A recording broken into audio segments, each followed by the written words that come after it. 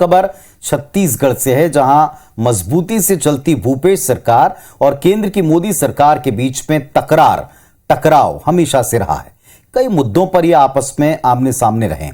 मुख्यमंत्री भूपेश बघेल ने अक्सर राज्य के हक और हिस्से को लेकर जब जब केंद्र को पत्र लिखा है, तब तब इस पर जमकर पॉलिटिक्स हुई।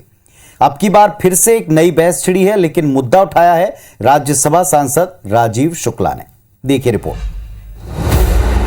कोल रॉयल्टी पर केंद्र और राज्य सरकार फिर आमने सामने है। छत्तीसगढ़ से कांग्रेस के राज्यसभा सांसद राजीव शुक्ला ने सदन में बकाया वापसी पर एक सवाल पूछा। शुक्ला ने पूछा कि राज्यों को कब तक कोल रॉयल्टी की राशि मिलेगी। जवाब में केंद्रीय मंत्री प्रहलाद पटेल ने बताया कि कोल ब्लॉक से अतिरिक्त लेवी के तौर पर 6,967 करोड़ की राशि मिली है, जिसका 60% करीब 4,024 करोड़ 38 लाख रुपए सिर्फ छत्तीसगढ़ से हासिल हुआ।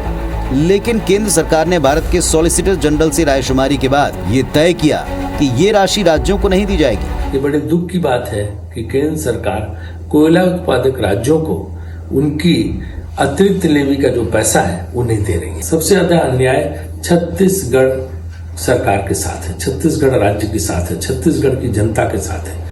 फैसले पर सीएम भूपेश बघेल ने फिर केंद्र पर छत्तीसगढ़ से सौतेला बर्ताव करने का आरोप लगाया, तो भाजपा नेताओं ने केंद्र के बचाव में सफाई दी। रॉयल्टी हो या रॉयल्टी में पेनाल्टी हो, ये राज्य सरकार का हक है और इसे देना ही चाहिए।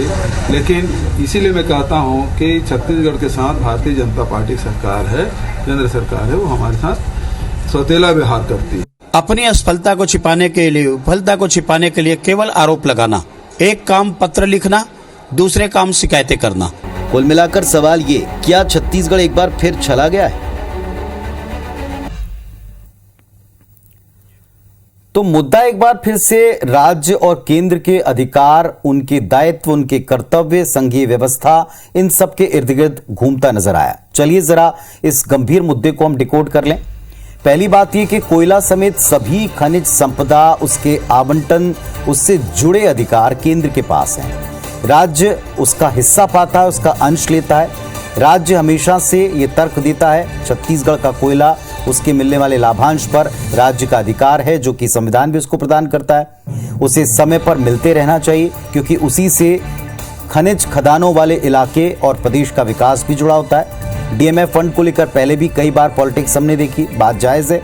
देश की संघीय व्यवस्था के हिसाब से जो कुछ होना चाहिए क्या नहीं हो रहा, ये बार बार सवाल छत्तीसगढ़ की सरकार उठाती है। दूसरी तरफ केंद्र का तर्क है कि देश के भीतर खनिज दोहन को लेकर जो भी नीति और नियम हैं, वो सबके लिए एक समान बनाए जाते हैं। विशेष तौर पर छत्तीसगढ़ के लिहाज से कुछ नया, कुछ अलग प्रावधान नहीं किया जा रहा। भाजपा नेता भी अक्सर ये कहकर केंद्र का बचाव करते हैं कि राज्य सरकार खुद की नाकामियों का ठीकरा केंद्र पर फोड़ना चाहती है, कोरी सियासत कर रही है।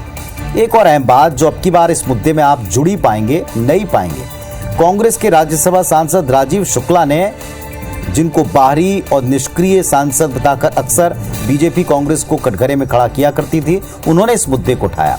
मौजूदा हालात में केंद्र के रुख से इस पर समाधान मिलता दिखता नहीं है। इस मुद्दे पर राज्य में पक्ष के बीच जुबानी जंग छिड़ चुकी है, जो आगे लंबे समय तक जारी रह सकती है। और अब तो यहां तक भी कहा गया है कि कानूनी परामर्श लेकर इस मुद्दे पर राज्य के हक के लिए संभवतः अदालत का रुख भी किया जा सकता है।